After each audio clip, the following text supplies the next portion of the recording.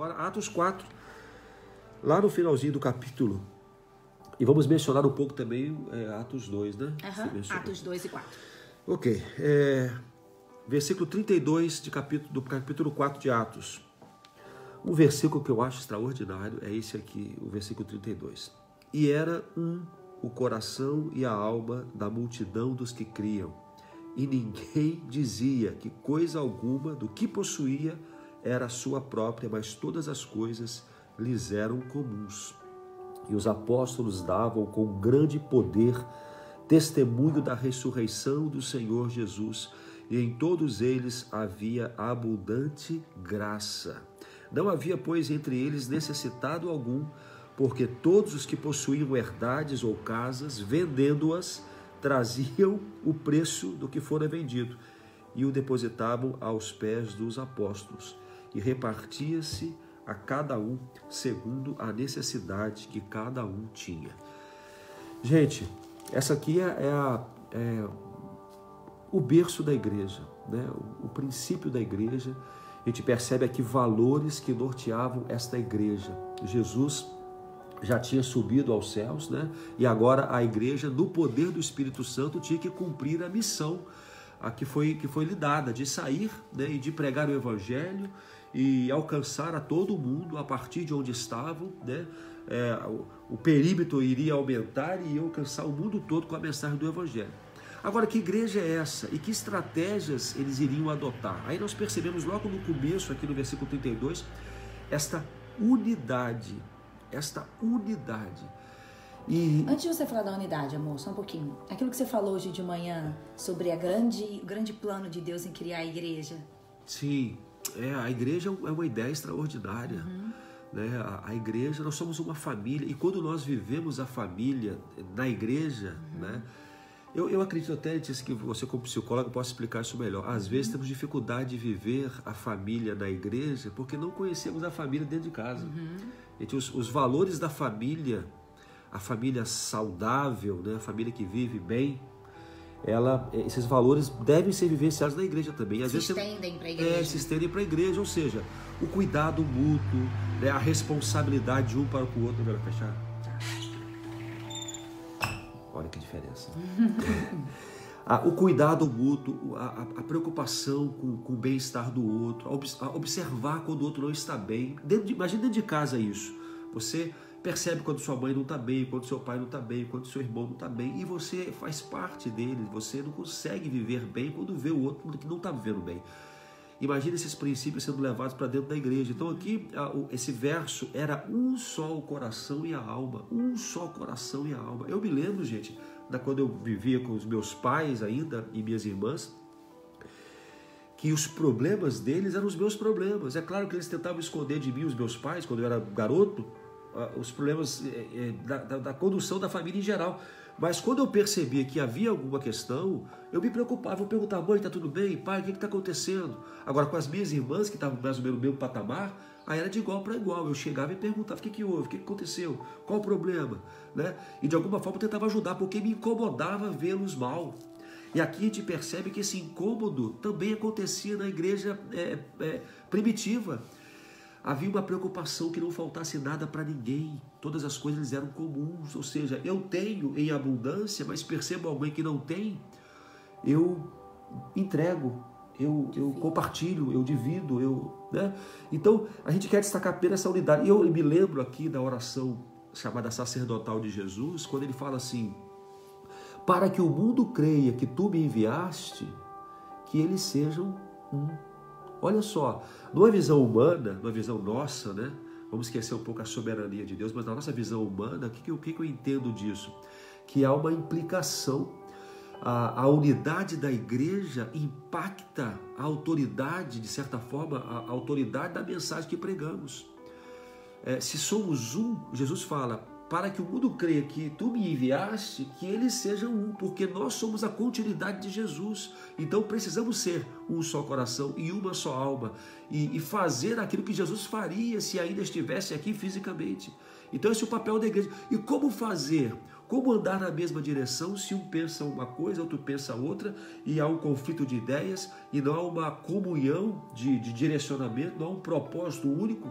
e não somos um, o mundo não vai crer que Jesus nos enviou se nós andarmos em discordância. Então, eu queria começar minha palavra aqui falando sobre esse grande desafio, dentro dessa grande ideia de Jesus, a unidade da igreja, um cuidando do outro. E a gente vai perceber que isso fez, lá no final do capítulo 2, né?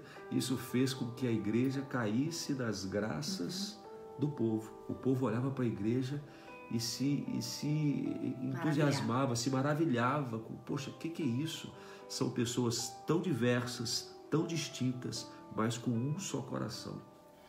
A gente está falando aqui, gente, de um tempo onde a igreja, ela funcionava de uma forma linda.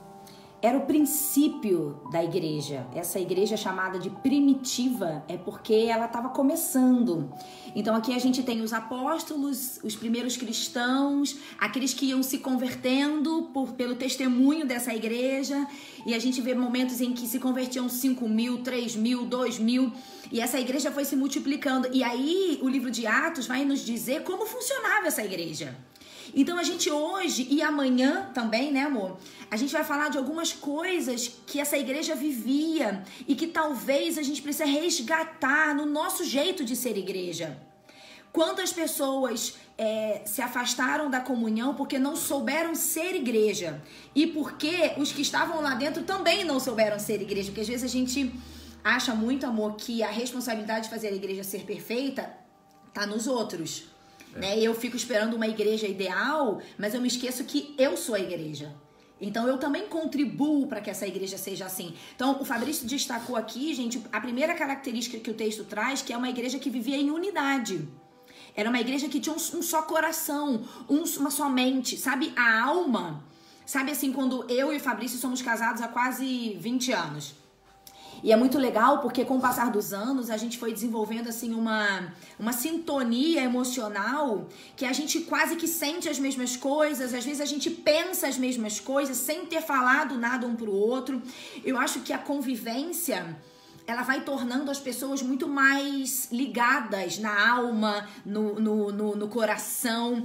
E essa igreja vivia isso, uma sintonia de sentimentos, de decisões. É claro, gente, que a gente pode pensar diferente numa mesma comunidade, numa família. Claro, nós somos pessoas distintas. Porém, as nossas diferenças de pensamento não podem nos afastar. Você imagina, eu tô dizendo que a gente tem uma mesma sintonia, mas a gente tem outros momentos que a gente diverge no que a gente pensa. E diverge... Mas o objetivo é comum, é o mesmo objetivo. Isso, mas quando a gente quer a mesma coisa, poxa, a gente quer ser feliz. Poxa, como igreja, a gente quer crescer como igreja, a gente quer ser relevante. Então, mesmo nas diferenças de pensamento, a unidade não pode ir embora. Vocês entendem isso? Acho que foi isso resumindo, né, amor? Uma coisa que você falou que é interessante, porque a gente ouve falar de unidade na igreja, a gente sempre pensa que esse negócio é muito complicado, que é muita gente. Nós estamos falando com você que está aí agora, nós estamos falando com você. Qual é a sua parte em tudo isso? O que você pode fazer? E eu entendo assim, que essa preocupação em sermos um, isso denota um cuidado com o outro. Ou seja, se você está mal, isso impacta a minha vida. Então, eu não quero que você esteja mal. Não é por um sentimento egoísta, mas é um sentimento de viver bem em comunidade. Então, se tem alguém mal, todo mundo sofre. Isso é importante quando a gente entende na prática. O que significa isso na prática? Significa que quando eu enxergar que alguém precisa de alguma coisa, eu estendo a mão para socorrer. Mas também, em algum momento, alguns vão vir até nós, porque vão perceber que nós estamos bem. Vão perceber que há algum problema em nós. Então, nesse processo da minha parte, nessa história da unidade, não é só eu observar a necessidade do outro, ou até o erro do outro, e poder ajudar. Mas eu também estar disposto a ser exortado, a ser tocado e aceitar ajuda. E aceitar ajuda, humildemente. Eu acho que para a gente conseguir viver, amor, essa unidade numa igreja, numa família, pessoal, traga tudo que a gente está falando hoje para a igreja de Cristo, mas traga isso também para a sua família, porque a igreja é família, né? E nós somos a extensão uma da outra. Bom, enfim, para a gente viver em unidade legal, perfeita, tem que haver humildade. Por quê? Porque às vezes eu vou divergir do Fabrício na opinião. Às vezes eu vou divergir do meu irmão lá da igreja. Ele quer tomar a decisão de um jeito e eu quero tomar a decisão de outro. Então, o que vai manter a nossa unidade? O nosso coração humilde. Por que humilde? Porque às vezes eu vou ter que dizer, meu irmão, eu estava errada. Sua ideia é melhor. A sua ideia, olha, eu não tinha pensado como você. Mas às vezes a nossa arrogância, a nossa vaidade, sabe, gente? Ela nos afasta das pessoas na igreja e em casa, amor. Traz isso pra casa. Irmãos que não conseguem se acertar. Mãe e filho, pai e filho, marido e mulher. Por que não conseguem muitas vezes viver em unidade? Porque não admitem o erro. Não admitem o erro. Porque não conseguem aceitar que às vezes a gente erra. E eu digo mais, amor, não é nem só humildade também, sabe? Eu acho que é a generosidade, eu acho que é... Sabe aquela coisa assim, eu nem acho que eu errei. Eu até acho que a sua ideia não é tão melhor que a minha. Mas eu digo assim, tá bom, meu irmão, vamos lá. Eu vou abraçar a ideia do jeito que você tá querendo. Considerar o que o outro fala. Né? Mas às vezes a gente constrói... Eu vou falar da minha experiência, né? Eu tenho muita autoridade para falar das minhas coisas. Às vezes você tá perto dos 50 anos? Talvez. A gente às vezes constrói um sistema nosso, né, de autossuficiência, em que a gente ouve as pessoas falando alguma coisa pra gente, mas a gente entra no ouvido e sai pelo outro, porque a gente sempre pensa que a nossa ideia é melhor. E eu vivi assim por muito tempo. E não achava que era soberba, eu achava realmente que a minha ideia era melhor. Não, tá bom, irmão, valeu, mas eu ainda continuo pensando como eu pensava antes, porque a minha ideia é melhor. Ainda que eu não falasse, no meu íntimo era a conclusão que eu chegava. E, gente, como a gente cresce quando a gente começa a considerar a ideia do outro, sabe? Como a gente cresce. A gente cresce porque enriquece o nosso pensamento, a gente começa poxa, é verdade, até que ele falou uma coisa que é melhor do que o que eu tinha falado. E a gente cresce. Então, nesse exercício de ser igreja, de ser um, e sermos o mesmo coração e a mesma alma, nós precisamos realmente ser humildes e sair dessa bobagem de pensar que é melhor a minha ideia, e que a minha ideia é mais excelente, porque eu tenho o rótulo de ser excelente no que eu faço. Para com isso. O excelente no que faz é aquele que melhora todo dia. E melhorar todo dia é considerar o que o outro pensa, ainda que seja bem divergente do que a gente pensa. Então, no exercício da família, é muito comum as pessoas falarem assim, ele fica se metendo na minha vida, sabe? Dentro de casa. Às vezes o pai queria dar um conselho para o filho e não se mete na minha vida, eu já sou maior de idade. Gente, nós temos que permitir que se metam, né? Entre aspas, se metam em nossa vida. E na igreja vida. Também as pessoas não gostam. Não gostam. Gente, pior ainda, né? É muito pior, porque aí, tipo, nem é da minha família e tá falando de mim. Claro que é da sua família. Quem é você para falar comigo alguma coisa? Gente, igreja é família. Vocês entendem isso? E Deus não nos criou para vivermos longe de uma igreja.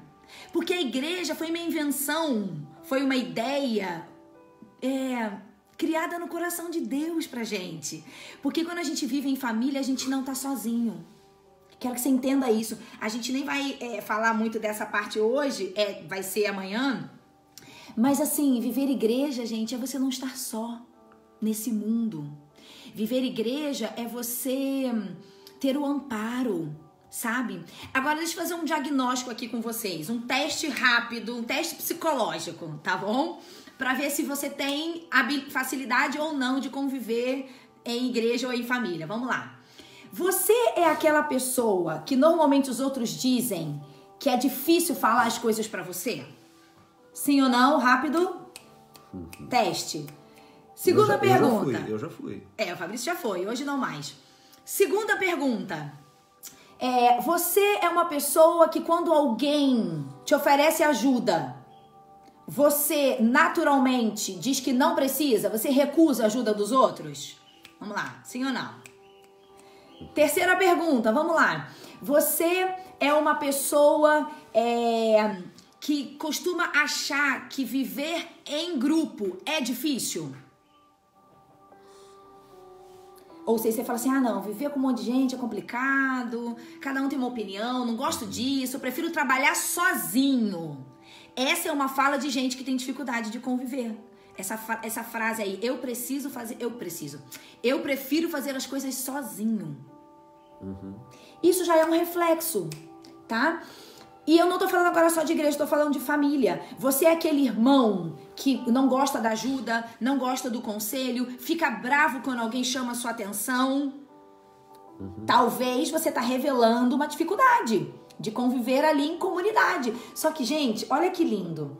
Jeremias 32, 38 a 39 diz assim: eles serão o meu povo e eu serei o seu Deus.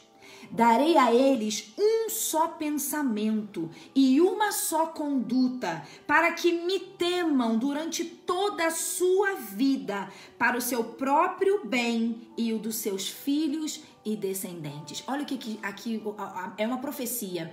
Deus está dizendo assim: vocês serão um só. Vocês serão o meu povo. Quando a Bíblia diz que Jesus vai voltar para buscar a igreja, ele está falando de um grupo de pessoas que estão seguindo na mesma direção. Não tem como a gente querer viver, amor, a parte desse grupo. Não, eu vou servir a Deus, mas eu não vou fazer parte de nenhuma igreja, porque igreja é muito complicado. Gente, esse pensamento não vem de Deus. Sabia? Essa sensação de que você pode servir a Deus na sua casa, isso não é verdade. A gente precisa disso aqui, ó. É o contato. E outra coisa, vou falar uma coisa pra vocês que eu tenho ouvido de Deus. Conviver com pessoas difíceis. Igreja tem gente difícil porque nós somos difíceis, né? Será que tem? Não, acho que não, né? Bom, mas vamos lá. Tem pessoas que Deus coloca, permite que conviva com a gente, que a gente acha que elas são difíceis. Sabe pra quê? Pra lapidar a gente. Pra aperfeiçoar a gente. Sabe aquele espinhozinho que todo dia bate ali? Deixa eu contar uma coisa pra vocês. Há muitos anos atrás, não tenta adivinhar quem é, tá? Quem é da minha igreja. Não tenta adivinhar porque você não vai acertar e vai pecar, tá? Há muitos anos atrás, tinha uma pessoa na igreja que eu tinha dificuldade de lidar com ela. Porque ela era muito pessimista. E a minha personalidade... ela tem dificuldade com o pessimismo, porque eu sou muito otimista. Então a gente tem dificuldade com o oposto, né? Tem outros defeitos, a minha personalidade. Mas nesse caso agora, eu tinha dificuldade porque ela, assim, gente, acabava o culto e a pessoa vinha assim na minha direção. E eu já começava a ficar tensa, entendeu? Por quê? Porque com certeza essa pessoa ia comentar alguma coisa ruim. Um evento que a gente fez que não deu certo, alguma coisa. Ai, gente... O louvor. Aí era muito difícil. E aí, eu fugia dessa pessoa. Mas eu não sei quem é, não. Eu sei que você não sabe. É uma pessoa improvável, você não vai nem imaginar. E eu fugia dessa pessoa. E aí, com o passar do tempo, o Espírito Santo começou a me incomodar. E ele começou a dizer: minha filha, você tem que amar essa pessoa. E aí eu falava assim: Deus, ela é muito difícil. Ela é muito difícil porque nada tá bom. E eu saio da igreja triste, porque ela sempre me traz alguma coisa ruim, entendeu? E Deus falou: mas eu quero que você aprenda a amar essa pessoa. E aí, gente, eu vou dizer assim, que eu não conseguia amar por mim mesma. Porque quando eu via ela, eu tinha raiva. E aí eu comecei a orar. Deus, me ajuda a amar essa pessoa, me ajuda a amar essa pessoa. E aí eu falava assim: não, agora vai dar certo. Aí chegava o domingo, ela vinha na minha direção e eu ainda não estava amando ela. Eu dizia: Deus, eu ainda não tô amando ela. E o Espírito Santo dizia: então pelo menos ouça o que ela vai dizer e tenta não sentir nada ruim. Gente, foi assim, um exercício dentro de mim, sabe? Com o passar do tempo, eu fui orando. Foi uma oração longa, tá? Durou muito tempo. E aí eu esqueci daquilo. Eu comecei a conviver com ela mais próxima. E até que um dia, amor, essa pessoa tava conversando comigo e eu tava dando gargalhada com ela, conversando e falando: eu vou lá na sua casa e tá. E aí na hora, assim, o Espírito Santo falou assim: filha, olha aí, ó, o que você tá sentindo por essa pessoa? Você nem tá com raiva. Gente, e aí eu me dei conta, porque eu tinha me esquecido do sentimento que eu tinha por essa pessoa. E eu comecei de verdade a amar essa pessoa. E comecei a buscar mais a presença dela. Era uma pessoa distante de mim, não era próxima. E começou a se tornar uma pessoa mais próxima. Gente, o que eu quero dizer pra vocês? Muitas vezes a gente vai conviver com pessoas difíceis dentro de casa, na igreja, no trabalho. Sabe pra quê? Pra Deus lapidar a nossa vida. O que é lapidar? É transformar, é aperfeiçoar. Então eu tive que aprender a conviver com essa e com várias outras pessoas que são difíceis. E às vezes tem gente, amor, que tá lutando para conviver comigo, porque talvez eu seja difícil para elas, entendeu? Eu posso ser difícil para alguém. Claro! Né? Então... Natural isso. A gente vai terminar, assim, a gente vai falar os outros princípios amanhã, né? Amanhã. Mas eu quero dizer para vocês que Deus criou a igreja. E você não foi criado para viver longe de uma comunidade. Isso. Você não foi criado para ser um crente peixe sozinho. Você foi criado para ser ovelha. E o princípio que o Fabrício já falou, né? De ser ovelha, né, amor? É andar junto, é estar esbarrando no outro, é ouvir o som, seguir pelo som, seguir pelo cheiro. Né? Ser ovelha é depender de uma condução. Né? E essa condução Deus tem dado a pastores, a homens e mulheres tementes a Ele, que nos ajudam. Como é importante a gente ter alguém para nos orientar, gente. Eu me lembro quando eu casei não sabia nada de casamento. E eu me lembro que o pastor Newton Antônio de Souza, eu estava no campo missionário, isolado, sozinho, começando uma igreja, não tinha nem com quem conversar. Me lembro que eu casei dia 3 de novembro, né? Foi isso? 3 de novembro. Dia 11 de setembro, derrubaram os prédios lá das Torres Gêmeas. Eu fiquei desesperado. Gente, achou que não ia casar, né? Vai acabar o mundo e eu vou morrer aqui, virgem. Era a minha preocupação. Então eu falei, meu Deus, não, eu tenho que casar, eu tenho que resolver essa parada aí, eu tenho que ter uma família. Era desesperador. E o pastor Newton Antônio de Souza foi lá conversar comigo. E, gente, que conversa maravilhosa, que coisa maravilhosa, extraordinária. Eu ter ouvido aquilo dele. Tudo que ele me falou sobre casamento, me deu vários conselhos, várias orientações. E eu era aquele Fabrição ainda bem sabedor de todas as coisas, né? E quando ele falava comigo, o pessoal entendeu. E quando ele falava aquilo comigo, eu falei, gente, eu não sei nada, vou entrar numa roubada, esse negócio de casamento. E, gente, foi muito importante para mim. E ao longo dos anos eu tenho aprendido. A gente tem sempre que melhorar. E a igreja é um exercício contínuo de aprendizado, esse relacionamento, esse contato, esbarrar aqui, esbarrar ali. Não é legal todo mundo pensar do mesmo jeito. A gente não aprende tanto. Quando pensamos diferentes, aprendemos tanto uns com os outros. Então, seja igreja, sabe? Deixe-se moldar pelo outro e ajude, seja instrumento de Deus para moldar a vida do outro. Então, dê conselhos, exorte, mas também se disponha a ouvir conselhos, a ser exortado, porque assim é o aprendizado. Há um só coração e uma só alma nessa igreja primitiva. E eu não tenho dúvida nenhuma que esse berço, essa origem, esse start da igreja, desta forma, foi fundamental para que o evangelho chegasse até você e até mim. Você hoje faz parte de uma igreja? Deixa eu te perguntar isso.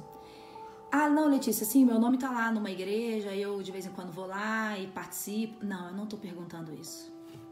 Você está convivendo com a sua igreja? Não, Letícia, mas a gente tá em pandemia, ninguém tá indo pra igreja. Tá sim. Tá sim. A igreja continua. A igreja continua. Então, a minha pergunta é se o seu coração está conectado com o coração de uma igreja de Cristo, que vive a palavra. Você está vivendo isso hoje, querido? Talvez você se acostumou a ficar... Há muito tempo você está longe de uma congregação, de uma comunidade, de vivência, sabe? De igreja. Cara, igreja é extraordinário, mas tudo bem, vamos lá. Talvez você está muito tempo longe disso e você se acostumou. E você está sendo enganado pelo diabo, que diz na sua mente que tá tudo bem você viver assim, que você já se acostumou a fazer suas orações em casa. Galera, se Deus criou algo para mim e para você, como é que eu vou dizer assim, Deus, legal, obrigada por ter criado, mas para mim não vai precisar não, porque tá tudo certo eu viver assim. Galera, se Deus criou alguma coisa, é porque é bom. E é porque tem que ser assim.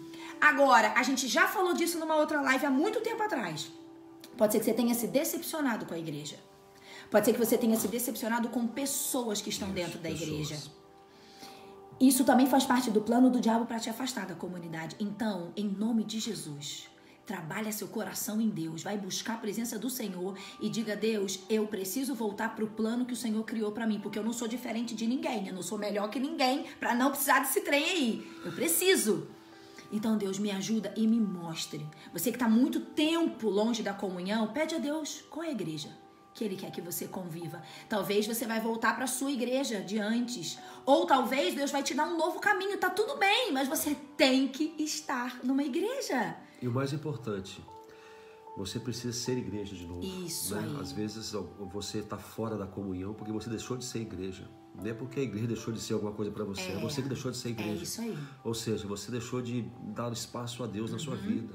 Deixou o Espírito Santo jogado num canto. Torne a ser igreja. Amém. Torne a ser igreja. E você vai, dentro de você vai haver um clamor para que você esteja congregando com outros, né, dentro de uma mesma comunidade. Então volte a ser igreja. E não é depois, tá bom, pastor, valeu. Pô, muito que boa mensagem essa maravilhosa. Deixa passar a pandemia. Deixa passar. Não, é Agora. É agora.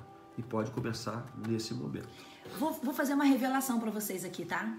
Nós preparamos essa palavra. Nós não íamos falar disso. Não é, amor? Não. Nós não íamos falar disso. A gente tinha aqui uma outra coisa preparada. Deus nos conduziu para essa palavra de agora e não foi preparado. Então eu creio que Deus queira falar algo para você nessa manhã, que nem a gente sabia que Ele ia falar isso. Mas eu louvo a Deus porque o Espírito Santo conduz todas as coisas. Então você que está nos ouvindo, você precisa fazer parte de uma igreja e você precisa ser igreja. É a melhor coisa que Deus criou no sentido humano, de convivência, sabe? De mudança e transformação. É família, né? Porque eu daria o nome de igreja, eu diria que é uma família. Que tem seus ziquezira, tem suas dificuldades, mas tem suas alegrias, sabe? Ontem, gente, na igreja, a gente já tá caminhando pro final, tá? Ontem foi aniversário do Fabrício. E a gente não pode fazer festa. Olha que triste. E aí a igreja deu um jeito de fazer festa. Fizeram um vídeo lindo. Eu sei que algumas pessoas da igreja acabaram não gravando, mas falaram para ele depois. Outras gravaram palavras dizendo pro pastor. Esse cara aqui chegou em casa ontem, ele parecia uma criança de tão feliz. As mulheres prepararam um bolo, prepararam uma decoração ali, tudo com as limitações, né, que a pandemia está nos colocando. Mas que lindo! As palavras que ele ouviu da igreja, gente. Café da manhã aqui, sendo entregues aqui em casa presentes, porque não podemos reunir, mas a igreja continuou sendo igreja mesmo na pandemia. Vocês entendem isso? Então eu não sei como você consegue viver longe disso. É porque o inimigo está colocando coisas na sua mente que você precisa repreender em nome de Jesus. E dizer, Deus, me ajude a voltar a ser igreja. Agora, só mais uma coisa para terminar. Talvez você esteja dentro de uma igreja, você não se afastou, mas você não está usufruindo de tudo que uma igreja tem para oferecer, porque você está dentro da comunidade, mas você está lá no seu quarto. É como um filho que está dentro de uma família, mas ele vive isolado dentro do quarto. Então talvez você faz parte de uma igreja, você é membro, todo domingo você está na igreja, mas você não está sendo igreja como você poderia, porque você decidiu ficar isolado num canto, por alguma razão, que Deus precisa falar ao seu coração nessa manhã. Amém. Vamos orar então por tudo isso. É claro que o Espírito Santo já está ensinando a você algumas lições, tocando em algumas áreas do seu coração. Enquanto falamos aqui, você está sendo tocado pelo Espírito, nós cremos nisso, é uma parceria que nós temos, né? E que você possa orar por isso agora. Seja lá o que Deus falou a você, seja lá no que lhe incomodou, faça a sua parte, lembre-se disso. Às vezes ficamos esperando que os outros façam a parte deles e não fazemos a nossa. Ser igreja, estar na igreja, há uma parte que é sua responsabilidade. Pare de reclamar dos outros e faça o que lhe cabe. Talvez seja esse o ponto de partida para uma mudança. Comece com você, porque no outro você muitas vezes não pode interferir, mas em você, a sua forma de enxergar e de agir depende só de você. Então peça a Deus direção, encorajamento e comece a ser igreja e a estar na igreja e a viver a igreja como você nunca fez antes. Bom, vamos. Eu achei a música, amor. É Guilherme. Não, é essa mesmo. É essa? Isso. Deixa só um pouquinho. Unidade na diversidade. Olha essa canção, gente.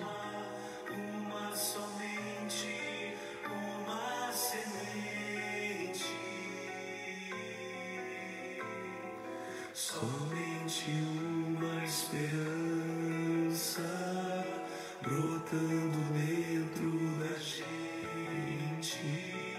Nosso era o pão cada dia, nosso era o vinho, Santa Fria. O que se parte, reparte a própria vida. O que se parte, reparte a própria vida. Olha o que é essa igreja.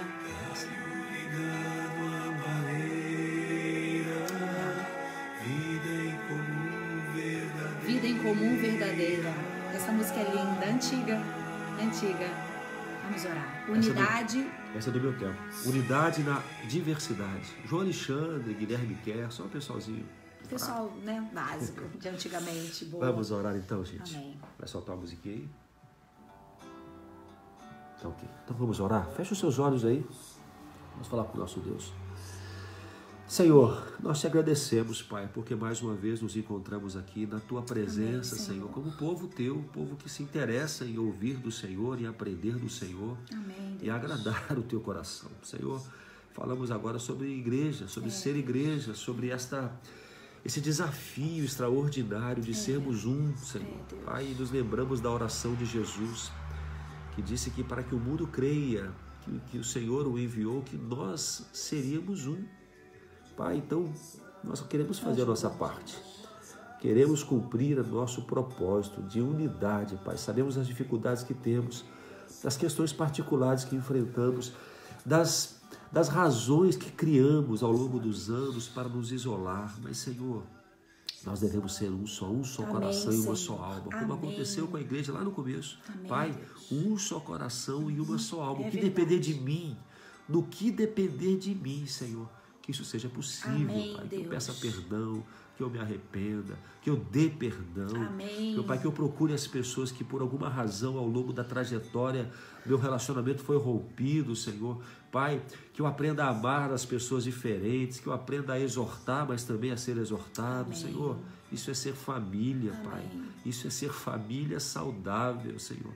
Onde um cuida do outro, onde aquele que tem abundância, algo compartilha com o que não tem nada, Senhor Deus. Pai, nos ensine, nos ajude, Amém. Precisamos do Senhor, ainda mais nesse tempo, Senhor. Deus. Pai, a igreja não está em stand-by, a igreja não está paralisada, esperando verdade, as coisas mudar. Não, a igreja verdade. existe e está em atividade verdade, agora, Deus. Pai. Então que eu faça a minha parte. É a oração que eu faço em nome de Jesus. Amém. Amém. Deus querido, obrigada por ter conduzido essa palavra como o Senhor quis. O Senhor sabe, Deus, aquelas coisas que o Senhor direciona com um propósito específico. E hoje, Deus, mais do que nunca, nós percebemos o Senhor direcionando essa palavra.